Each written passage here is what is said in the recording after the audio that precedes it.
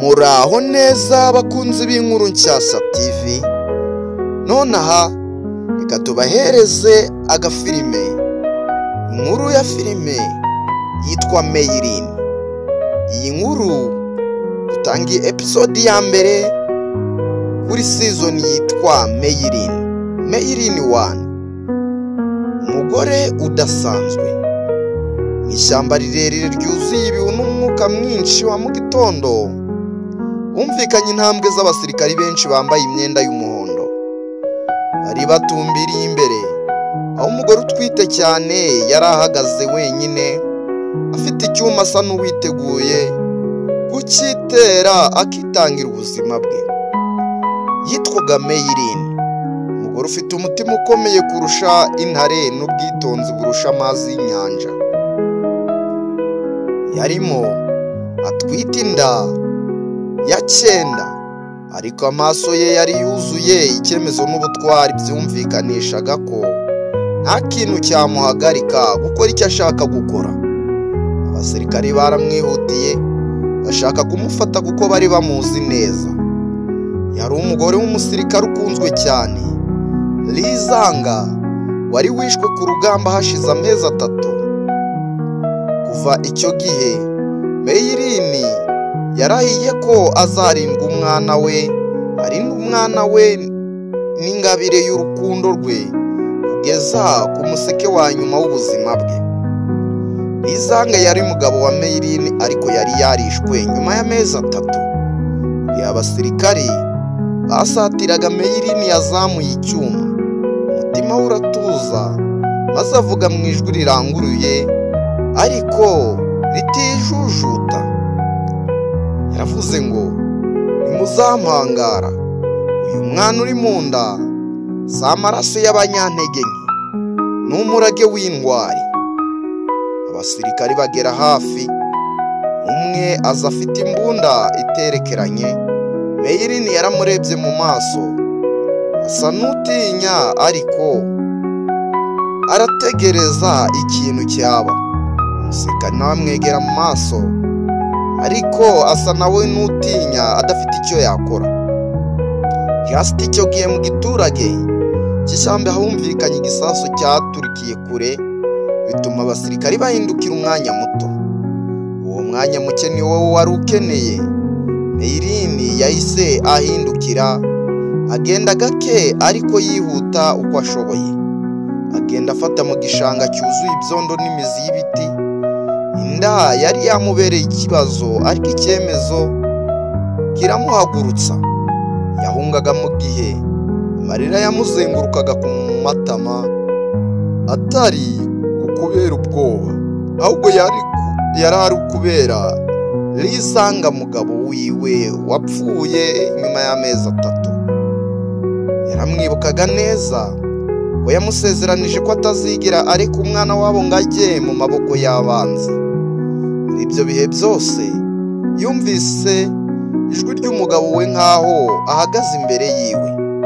Ati, "Meyilin, ntutinye, uyu mwana azaba umucyo uzarenga ibihe byose."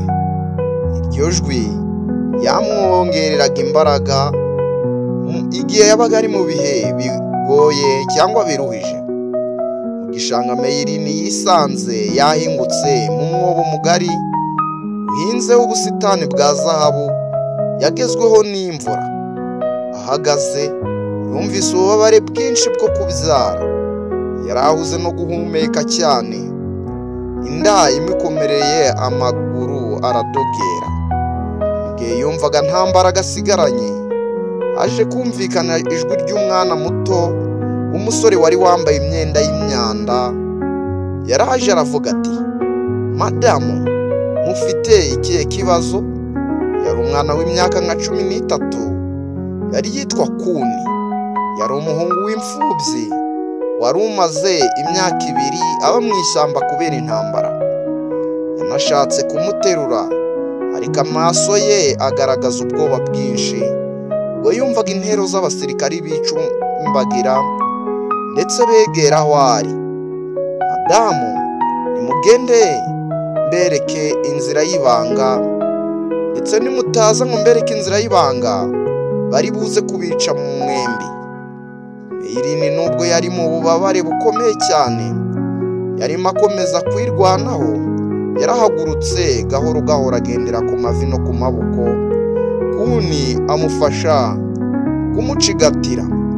Bageze mu mwobo w'amabuye wari wihishe cyane mu ishyamba, aho Kuni yari amaze igihe ahigira ubuhungiro.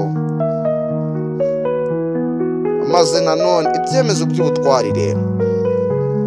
Bamaze kugera mu mwobo, Meyirini yicaye hasi iminota mike irahita itumbira mu gihe umwana yatangiye gushaka kuza.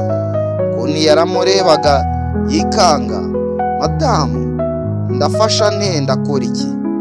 Meyirini yarimo kurira, ariko mu maso hagaragara ubwenge bw'umugore w'igitangaza. Mwana wanjye, imbaraga zanjye zirashirira ahangaha, ariko ntuzemere ko bakugira imbata. Uyu mwana uri kuvuka azaba umutwaro wawe n'icyizere cyacyo. Aho hantu h'umwijima, umwobo muto, humvikanye ijwi ridasanzwe ry'ubuzima bushya. Meyirini yabyaye umwana w'umukobwa mwiza cyane, ufite umushyushyu n'amacandwe y'imbaraga cyane. Yamuhaye izina yamuhaye izina yitwa Waxine, umutima w'indabyo niko risobanura. Arira ibyishimo n'agahinda byari ikivange, ariko ntibyari birangiye. Urupfu rero rw'itangiriro. Abasirikari bari bamaze kubona amaraso ya Meyirini ku biti by'ishyamba, batangira kumanura mu gishanga. Baramanuka mu gishanga bari hafi kugera ku mwobo. Meyirini yashyize umwana ku gituza cya Kuni, amureba mu maso n'abandi, amaso yuzuye icyerekezo giheruka. Yaramubwiye ati, fata uyu mwana umwirukangane. Ntabwo ngifite imbaraga zo kubahunga, ariko wowe uracyafite ubuzima bwo kubaho. Kuni yarashatse kwanga, ariko ararira cyane. Arangije aravuga ati, oya, ntabwo ngusiga hano. Meyirini yamukoze ku gisasu, amureba neza cyane. Arangije aramubwira ati, mwana wanjye, umwana ni umurage wacu, wowe uzaba umurinzi we. Amaze kuvuga aya magambo, asasira agatambaro k'umwana ahereza Kuni, ndetse yiruka yihuta mu ishyamba. Igihe abasirikari bamanukaga babasanga, bashaka kubasanga kuri wa mwobo bari barimo, Meyirini yahagaze mu mwobo, afata icyuma cye, areka amaraso ye amuvana mu mubiri, ariko umutima we utsimbatanye. Yahisemo kwitangira umwana n'umurinzi mushya. Abasirikari bamusanze ahakomeye n'amabuye, ariko mbere y'uko bamukoraho, Meyirini yabarebye mu maso atekanye cyane. Ijwi rye ryanyuze mu ishyamba.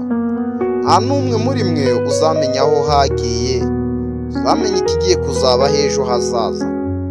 Uwo mwanya yarapfuye, ariko ubuzima bundi buratangira mu rukundo rw'umwana. None rero amatsiko y'inkuru rero ayibera amatsiko cyangwa ayitera amatsiko. Kuni yiritse hirya no hino atwaye umwana arira, ariko akamwegamiza mu gituza. Yageze ku musozi muremure, aho yahagaze areba inyuma mu ishyamba ribyimbye ryuzuye imirabyo ndetse n'intambara. Yavuze mu ijwi rito cyane ati, ndagusezeranya Meyirini, uyu mwana azabaho mu gihe cyo nanjye nzaba nkiriho. Ubuzima bwanjye buzaba ubwe, icyo nzaryaho azarya kuri icyo, ndetse kugira ngo ubuzima bwe bubure, hashobora hakabura ubwanjye. Ariko muri uwo mwanya, mu gicu cyuje umwijima, humvikanye ijwi ryo guhonda kw'ibikoresho by'abasirikari bari bamukurikiye. Ntiharamenyekana niba bazamufata cyangwa niba azabasha gucika. Umwana yaratuje mu gituza cye, amaso afunguye gahoro gahoro. Uzabona isi ya mbere mu buzima bwe bushya.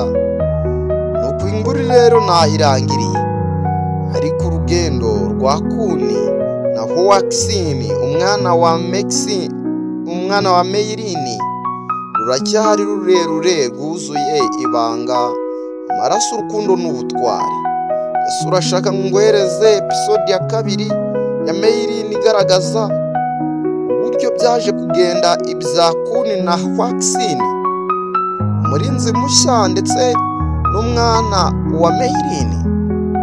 Wowe byandike muri comment, ndibuze kuyibahereza. Ndabakunda cyane cyane.